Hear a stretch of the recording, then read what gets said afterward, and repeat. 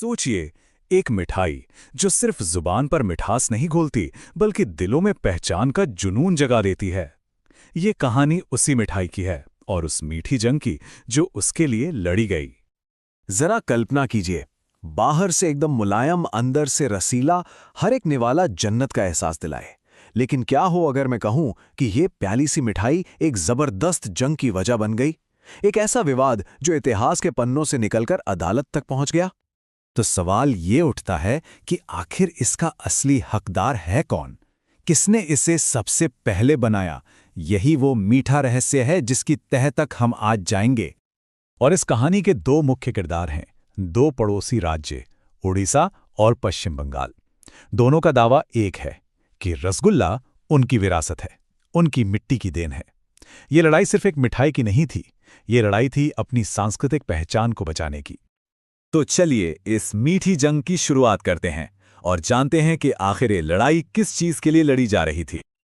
अब ये लड़ाई लड़ी जा रही थी एक खास सम्मान के लिए, जिसे कहते हैं ज्योग्राफिकल इंडिकेशन या जीआई टैग। अब ये है क्या? समझिए, ये एक तरह का कॉपीराइट है जो किसी चीज को उसकी जगह से जोड़ता है, जैसे दार्जिलिंग की चाय या बनारसी साड़ी। ये टैग मिलना मतलब अपनी विरासत पर एक पक्की सरकारी मोहर लगवाना था। तो सबसे पहले चलते हैं ओडिशा, देखते हैं उनके सबूत क्या कहते हैं और उनका दावा कितना मजबूत है। ओडिशा का दावा है कि उनके लिए रसगुल्ला कोई आम मिठाई नहीं, बल्कि ये तो आस्था का सवाल है, एक ऐसी परंपरा जो सदियों से चली आ रही है और जिसके तार सीधे पुरी के प्रसिद्ध जगन्नाथ मंदिर से जुड़े हैं। तो ओडिशा की सबूतों की फाइल में क्या-क्या है, चलिए देखते हैं।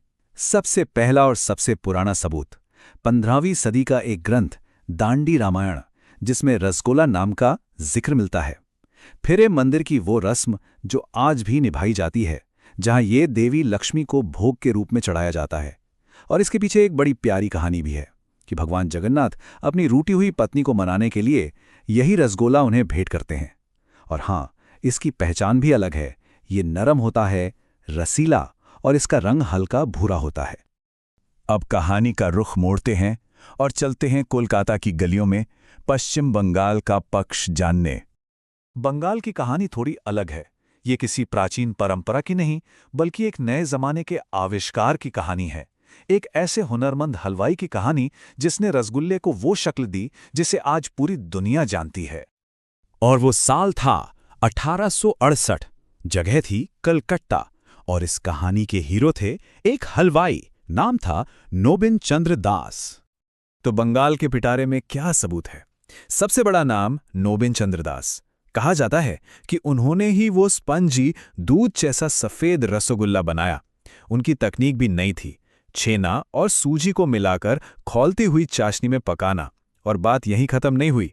1930 में उनके बेटे ने इसे डिब्बों में पैक करना शुरू कर दिया और देखते ही देखते ये डिब्बाबंद रसगुल्ले दुनिया भर में छा गए और इसका नाम पड़ा बांग्लार रसगुल्ला। तो देखिए, लड़ाई की जड़ यही है।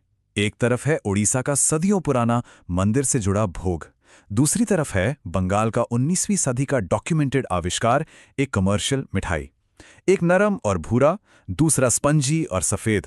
मतलब एक ही नाम लेकिन दो बिल्कुल अलग पहचान, दो बिल्कुल अलग कहानियां। लेकिन रुकिए, कहानी में एक ट्विस्ट आना अभी बाकी था, एक ऐसा मोड़ जिसने इस केस को और भी पेचीदा बना दिया। अब सवाल उठा रसगुल्ले की जान यानी छेना पर। बंगाल के कुछ इतिहासकारों ने एक बड़ा सवाल खड़ा कर दिया कि छेना तो फटे हुए दूध से बनता है, जिसे पुराने जमाने में अपवित्र माना जाता था, तो फिर सदियों से मंदिर में इसका भोग कैसे लग सकता है? और बस यहीं से शुरू हुआ एक नया विवाद। एक तरफ से कहा गया कि छेना तो अशुद्ध है, इसे तो पुर्तगाली 17वीं सदी में भारत लेकर आए। तो दूसरी तरफ उड़ीसा ने जवाब दिया कि नहीं, 15वीं सदी के ओडिया ग्रंथों में छेना का जिक्र है और यह हमेशा से जगन्नाथ मंदिर की परंपरा का हिस्सा रहा है। सालों की बहस, सबूतों और जवाबी सबूतों के बाद आखिरकार यह मामला पहुंचा कानून के दरवाजे पर, और जो फैसला आया वो किसी ने सोचा भी नहीं था। चलिए जरा इस कानूनी लड़ाई की टाइमलाइन पर नजर डालते हैं। 1868 में नोबिन चंद्र दास ने इसे मशहूर किया। फिर कहानी सीधे आती है नवंबर 2017 पर, जब पश्चिम बंगाल को बांग्ला रसगुल्ला के लिए जीआई टैग मिल गया। लगा कि खेल खत्म, बंगाल जीत गया। लेकिन नहीं, कुछ ही महीने बाद फरवरी 2018 में ओडिशा ने भी अपना दावा पेश कर दिया और फिर जुलाई 2019 में ओडिशा को भी ओडिशा रसगोला के लिए जीआई टैग दे दिया गया। तो आखिर फैसला क्या हुआ? कौन जीता इस मीठी जंग को? जीआई रजिस्ट्री ने माना कि पश्चिम बंगाल का बांग्ला रसगुल्ला वाकई एक अनोखा उत्पाद है। उसकी अपनी एक अलग पहचान है, एक अलग कहानी है। पर रुकिए, जैसा कि मैंने कहा, कहानी यहीं खत्म नहीं हुई, क्योंकि रजिस्ट्री ने यह भी माना कि ओडिशा का ओडिशा रसगोला भी एक बिल्कुल अलग और अनोखा उत्पाद है। मतलब इस जंग में कोई एक नहीं बल्कि दोनों ही विजेता थे।